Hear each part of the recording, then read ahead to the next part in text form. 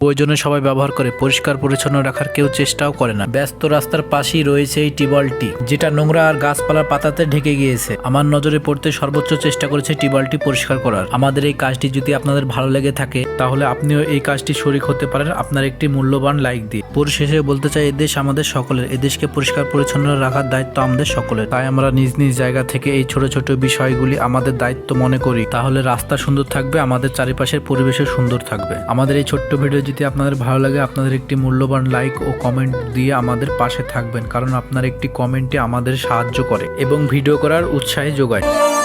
ओ देश मेरे तेरी शान पे सदके कोई धन है क्या तेरी धूल से बढ़ के, तेरी धूप से रोशन तेरी हवा पे जिंदा, तू बाग है मेरा।